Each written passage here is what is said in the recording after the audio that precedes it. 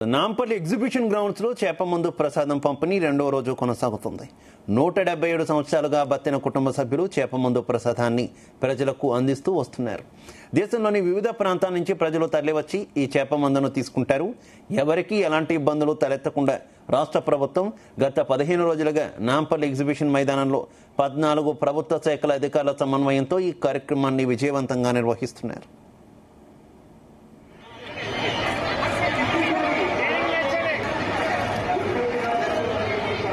Right, చేప ప్రసాదం పంపిణీ ప్రాంతం నుంచి మరింత సమాచారం మా కరెస్పాండెంట్ వంశీ లైవ్ ద్వారా అందిస్తారు. వంశీ. శివ, గత 179 సంవత్సరాల నుంచి బత్తిన కుటుంబ సభ్యులు చేప ప్రసాద పంపిణీ చేస్తూ ఉంటారు. ఏదైతే నిన్న రాత్రి 9 గంటలకు ప్రారంభమైనటువంటి చేప ప్రసాద పంపిణీ కార్యక్రమం నిర్విరామంగా కొనసాగుతుంది. నాంపల్లి ఎగ్జిబిషన్ గ్రౌండ్లో ప్రభుత్వం చేసినటువంటి ఏర్పాట్లతో కూడా పెద్ద ఎత్తున ప్రజలు తరలి వచ్చినటువంటి సందర్భం కూడా మనకు కనిపిస్తుంది. ఒకసారి మనము విజువల్స్లో కూడా చూడొచ్చు.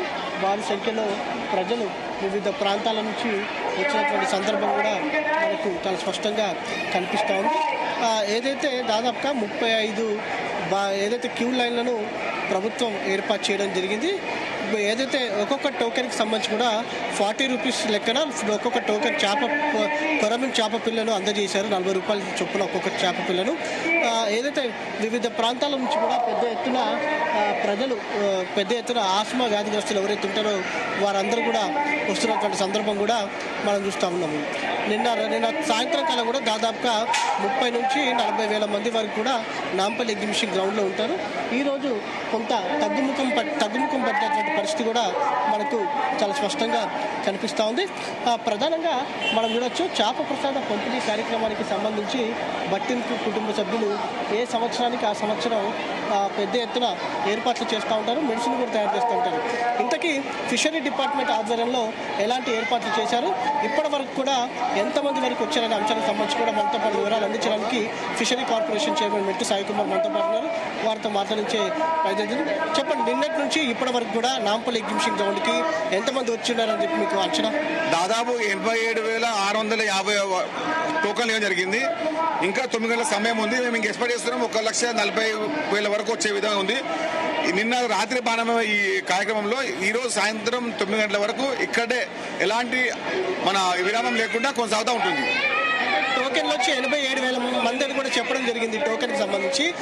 అది కాకుండా ఏదైతే కార్తీక ప్రసాదం తీసుకునేటటువంటి వారు కూడా ఉంటారు.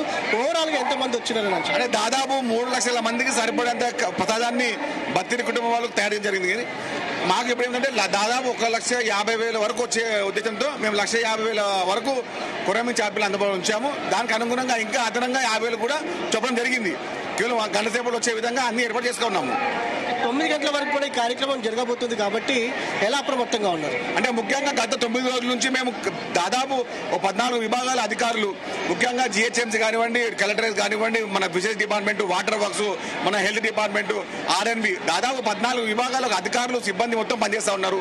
ఇంకా ఫిషరీ డిపార్ట్మెంట్ నుంచి 700 మంది సిబ్బంది, దాదాపు 2,000 మంది పోలీస్ సిబ్బంది, అదేవిధంగా 700 మంది పైచీలకు వాలంటీర్ సిబ్బంది దాదాపు ఇవన్నీ పనిచేయడం వల్ల వచ్చే జనానికి ఎలాంటి ఇబ్బంది కలగకుండా పకడ్బందీ పత్రిక ఏర్పాటు చేసుకున్నాం. మేము ఇప్పటి వరకు కూడా 87,000 వరకు కూడా టోకెన్లు సిద్ధం చేసినట్టు కూడా ఫిషరీ డిపార్ట్మెంట్ చెప్తా ఉన్నారు. మనం ఒకసారి విజువల్స్లో కూడా చూడొచ్చు. భారీ ఎత్తున వివిధ ప్రాంతాల నుంచి కూడా ప్రజలు వచ్చినటువంటి పరిస్థితి కూడా మనకు కనిపిస్తూ ఉంది. చేప ప్రసాదాన్ని వారికి అందిస్తూ ఉన్నారు. మనం చూడొచ్చు, ప్రతి సంవత్సరం కూడా వివిధ ప్రాంతాల నుంచి, కేవలం తెలంగాణ రాష్ట్రం నుంచే కాకుండా ఇతర ప్రాంతాల నుంచి కూడా పెద్ద ఎత్తున ఆస్మా వ్యాధిగ్రస్తులు ఎవరైతే ఉంటారో వారు ఈ చేప ప్రసాదాన్ని స్వీకరించడానికి వస్తూ ఉంటారు. వారికి చేప ప్రసాదాన్ని అందిస్తూ ఉంటారు.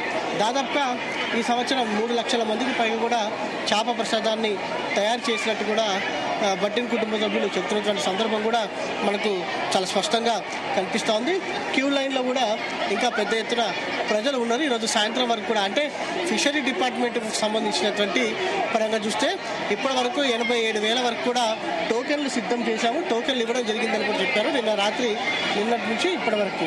అంటే ఇవాళ రాత్రి వరకు దాదాపుగా 1,00,000 టోకెన్లకు పైగా కూడా పోయే అవకాశం ఉన్నట్టు కూడా వారు అంచనా వేస్తున్న సందర్భం కూడా మనకు చాలా స్పష్టంగా కనిపిస్తోంది.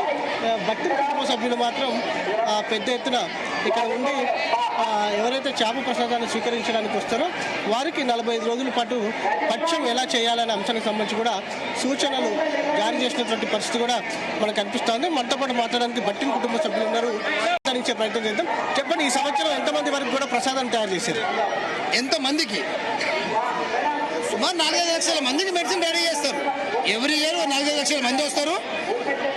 ఇతర రాష్ట్రాల నుంచి వస్తారు, ఇతర దేశాల నుంచి కూడా వస్తారు ఇక్కడికి. సుమారు 150-170 సంవత్సరాల నుంచి ఉన్న ఘనత ఇది.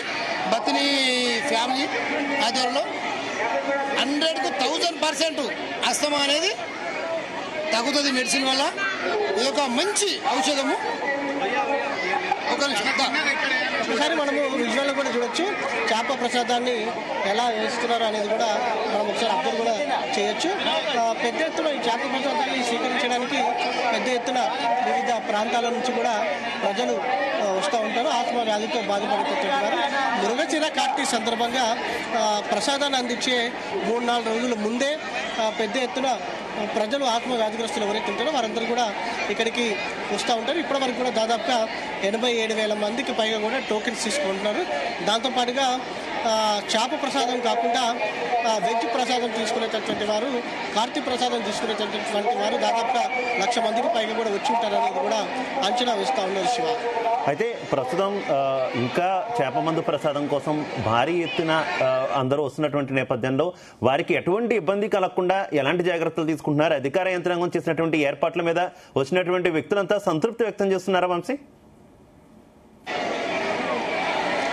ప్రధానంగా మనం ఒక విషయం చెప్పుకోవచ్చు, దాదాపుగా మృగశిర కార్తీకి నెల రోజుల ముందు నుంచి కూడా వివిధ డిపార్ట్మెంట్ సమన్వయంతో కూడా పెద్ద ఎత్తున ఈ కార్యక్రమం కోసం పనిచేస్తూ ఉంటారు. పెద్ద ఎత్తున స్టేజ్ వేయడం కావచ్చు, దాంతోపాటుగా తొక్కిసలాట జరగకుండా క్యూ లైన్స్ ఏర్పాటు చేయడం కావచ్చు, దాంతోపాటుగా టోకెన్ సిస్టమ్స్ ఏదైతే కొరమీన్ చేపలు ఉంటాయో వాటిని సిద్ధం చేయడం కావచ్చు, వీటన్నిటికీ సంబంధించి కూడా ముందస్తు నుంచి కూడా అటు రాష్ట్ర ప్రభుత్వం సమన్వయంతో వివిధ విభాగాల అధికారుల సమన్వయంతో కూడా పనిచేస్తూ ఉంటారు. ప్రధానంగా పోలీస్ సిబ్బంది మాత్రం చాలా కీలకంగా వ్యవహరిస్తారనేది కూడా మనం చెప్పాలి. ఎందుకంటే వేలాది మందిగా ఈ కార్యక్రమానికి వస్తూ ఉంటారు కాబట్టి ఎక్కడ అవాంఛనీయ సంఘటనలు జరగకుండా వారందరినీ కూడా క్రమపద్ధతిలో పంపించడానికి ఈ కార్యక్రమం ముగిసే వరకు కూడా పెద్ద ఎత్తున పోలీస్ సిబ్బంది మాత్రం పనిచేస్తూ ఉంటారు. దాంతోపాటుగా పారిశుద్ధ్య సమస్య తలెత్తకుండా ఉండేటందుకు జిహెచ్ఎంసీ అధికారులు పనిచేస్తూ ఉంటారు. ఎండాకాలం కాబట్టి కొంత ఎండ తీవ్రత ఎక్కువగా ఉన్నటువంటి నేపథ్యంలో వాటర్ డిపార్ట్మెంట్ మంచినీటి సౌకర్యాన్ని కల్పించడం జరిగింది. ఇక్కడికి వచ్చేటటువంటి వేలాది మంది ప్రజలకు ఆహారానికి సంబంధించి కూడా స్వచ్ఛంద సంస్థలు పనిచేస్తూ ఉన్నాయి. దాంతోపాటుగా ఇక్కడ క్యాంటీన్స్ని ప్రభుత్వం కూడా ఏర్పాటు చేసింది.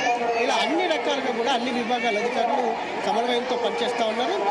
ప్రధానంగా ఈరోజు రాత్రి 9 గంటల వరకు కూడా ఈ కార్యక్రమం జరగబోతుంది కాబట్టి పూర్తి స్థాయిలో అప్రమత్తంగా ఉన్నామనేది మాత్రం అధికారులు చెప్తున్న పరిస్థితి మనం చూడొచ్చు. Right, okay, thank you.